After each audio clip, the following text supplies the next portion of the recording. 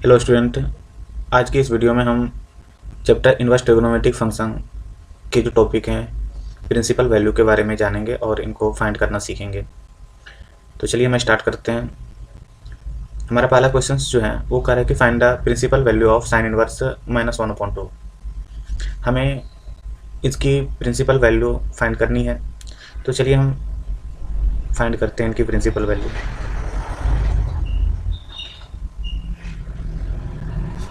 मान लेते हैं sine inverse of -1/2 equal to वाई। यहाँ अगर इन्वर्स को हम लेफ्ट टू राइट या राइट टू लेफ्ट करते हैं तो हमारा इन्वर्स वाला साइन क्या होता है, चेंज होके सिंपल एंटिटी में कन्वर्ट हो जाता है वो। जैसे हम साइन इन्वर्स को अगर लेफ्ट से राइट लेके जा रहे हैं तो हमारा क्या बन जाएंगे, यहाँ पर साइन वाई इक्वल टू -1/2, या इनको हम ऐसे भी लिख सकते हैं sine Y equal to minus sine पाई/6, क्योंकि हमें पता है कि साइन पाई/6 का जो वैल्यू होता है वो होता है 1/2।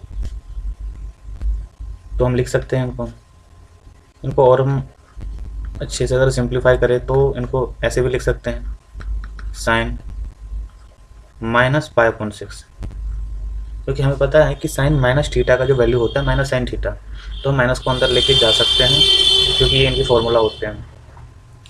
अब यहाँ पर एंटिटी क्या है, सेम है, साइन यहाँ भी लगा है साइन यहाँ भी लगा है, तो हम यहाँ पर y इक्वल टू -पाई/6 ये वैल्यू आया। अब यहाँ जो -पाई/6 आया ये इनकी प्रिंसिपल वैल्यू है, बट प्रिंसिपल वैल्यू है कि नहीं ये हमें तब पता चलता है जब हम देखते हैं कि जिस फंक्शन का इन्वर्स वैल्यू, जिस फंक्शन का प्रिंसिपल वैल्यू अगर वो कह रहे निकालने के लिए, तो क्या वो उनके बीच में या उनके रेंज के बीच में लाइक कर रहा है कि नहीं कर रहा है।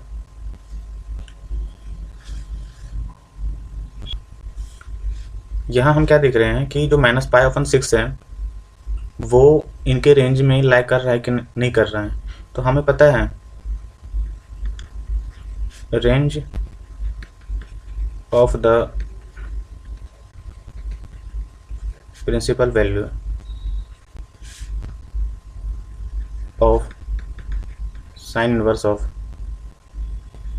x इज -पाई/2 to पाई/2।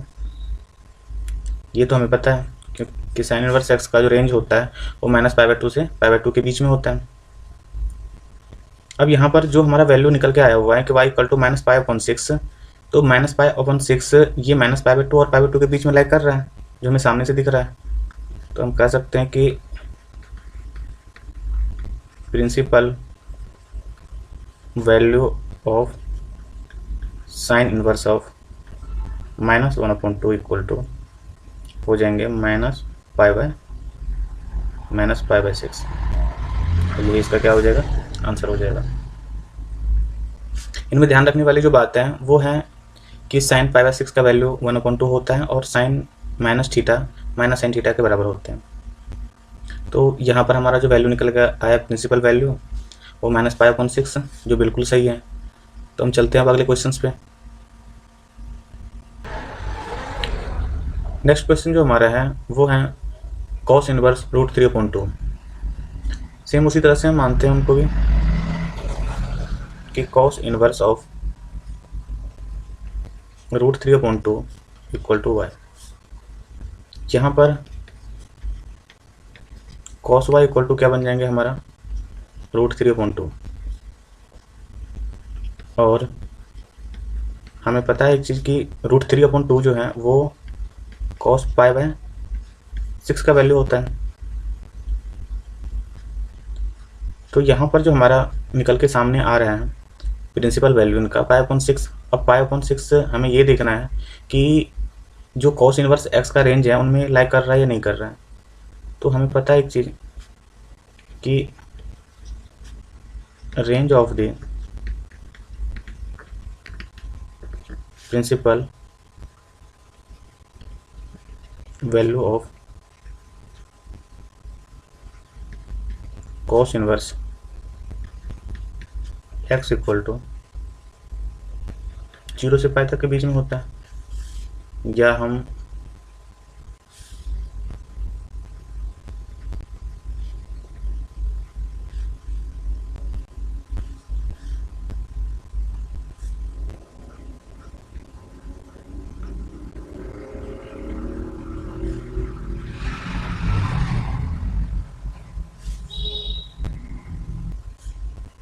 यहाँ क्या देख रहे हैं हम कि जो वैल्यू होता है cos इनवर्स x का, इनकी जो रेंज है वो 0 से लेके कहाँ तक है, पाई तक है। तो यहाँ साफ साफ दिख रहा है कि 0 से पाई के बीच में पाई/6 तो लाई कर रहा है। तो हम कह सकते हैं कि principal value of cos inverse √3/2 equal to पाई/6, और यही हमारा क्या हो जाएगा, आंसर हो जाएगा। आइए अब तीसरा क्वेश्चन देखते हैं, और तीसरा क्वेश्चन हमारा कह रहा है कि प्रिंसिपल वैल्यू निकालने के लिए कोसेक इनवर्स ऑफ 2 का। तो सेम उसी तरह से हम मानेंगे कि कोसेक इनवर्स ऑफ 2 की जो वैल्यू है वो मान लेंगे हम y मान लिया। तो यहाँ पर कोसेक y का जो वैल्यू बन रहा है वो हमारा क्या हो जाएंगे, 2 हो जाएंगे।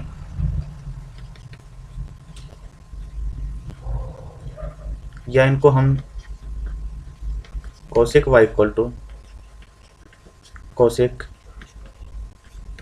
पाई/6 ये भी लिख सकते हैं, क्योंकि हमें पता है कि कोसेक पाई/6 का जो वैल्यू होता है वो क्या होता है, 2 होता है। अब इनकी रेंज चेक करते हैं।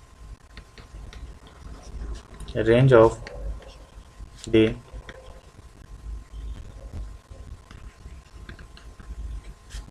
Principal value of cosec inverse of x equal to, ये -π/2 और π/2 के बीच में होता है। बट इसमें क्या है कि बीच में 0 को क्या करते हो, एस्केप करते हो।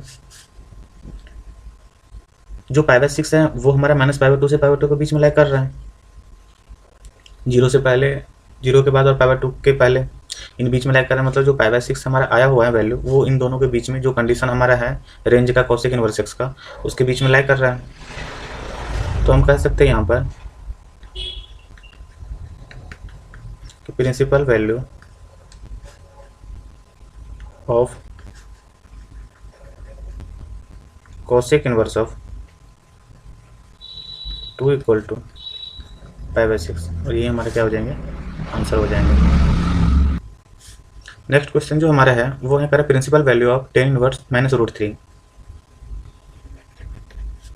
मान लेते हैं वैसे ही tan inverse of -√3 equal to y मानते हैं। यहाँ पर भी हमारा tan y का वैल्यू क्या निकल जाएंगे, -√3, या tan y equal to minus में tan π/3, क्योंकि हमें पता है कि √3 जो है वैल्यू है वो tan π/3 का होता है। या tan y इक्वल टू, इसको और क्या लिख सकते हैं हम, tan -π/3, क्योंकि हमें पता है कि tan - θ इक्वल टू -tan θ होता है। तो यहाँ पर जो वैल्यू हमारा सामने आ रहा है कि y इक्वल टू -π/3, और ये हमारी इनकी प्रिंसिपल वैल्यू हो गए। बट अब हम रेंज चेक करते हैं। Range of the principal value of tan inverse x का, और वो क्या होता है हमारा -π/2 से π/2 के बीच में, और जो -π/3 है वो हमारा -π/2 और π/2 के बीच में लाई कर रहा है। मतलब इनकी जो रेंज को सेटिस्फाई कर रहा है वो। तो हम कह सकते हैं यहाँ पर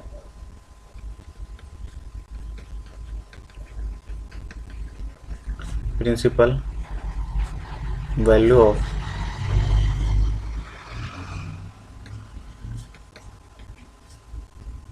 tan inverse of -√3 equal to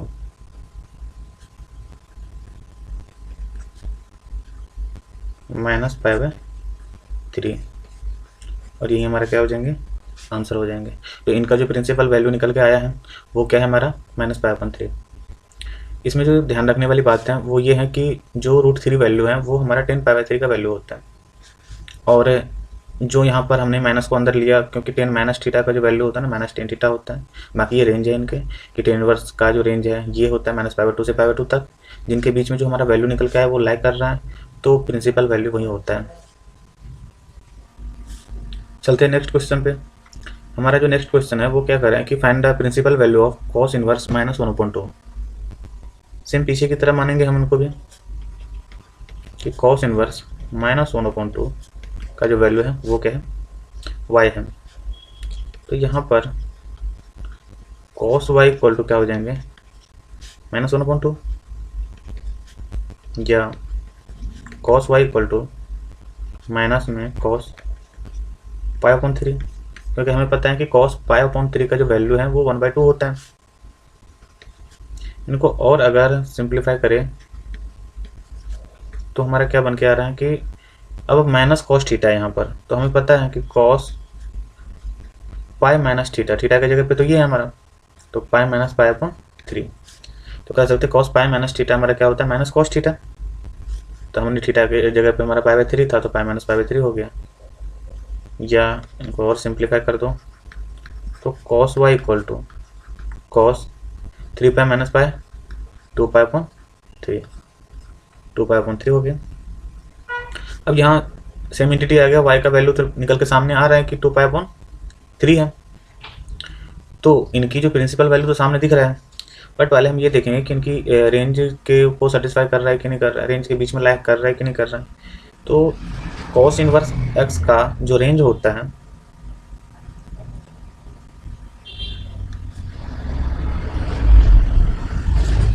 range of the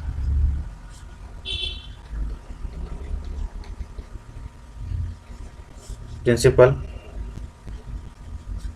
value of cos inverse of x equal to वो 0 से पाई के बीच में होता है।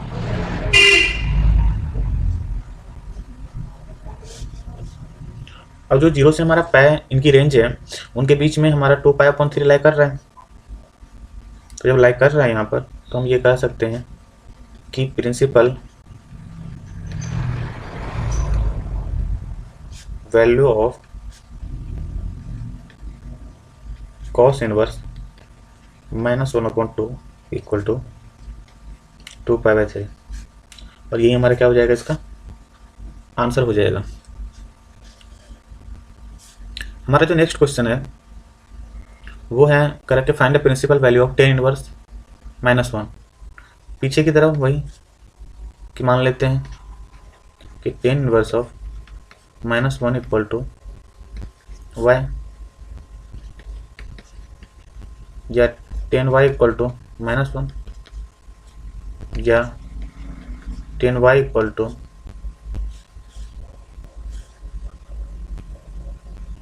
माइनस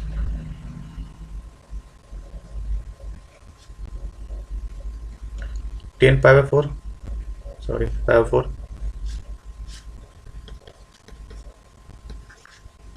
या tan y equal to 10 minus π/4, क्योंकि हमें पता है कि 10 माइनस थीटा का वैल्यू जो है ना वो -10 थीटा के बराबर होता है, और 10π/4 का वैल्यू क्या होता है 1 होता है। यहाँ पर y का जो वैल्यू है -π/4 आ रहा है, यहाँ y इक्वल टू -π/4। अब ये जो y इक्वल टू -π/4 जो इनकी प्रिंसिपल वैल्यू है, हम चेक करते हैं कि इनका रेंज क्या है और इनके रेंज के बीच में लाइक करता है कि नहीं करता है। तो हमें पता है कि range of the principal value of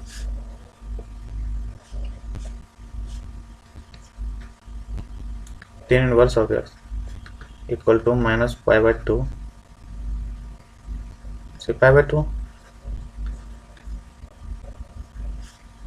और जो हमारा इसकी रेंज कितनी होती है -π/2 से π/2 तक, और -π/2 से π/2 तक के बीच में जो हमारा निकल के आया हुआ है प्रिंसिपल वैल्यू -π/4 वो हमारा लाइक कर रहा है।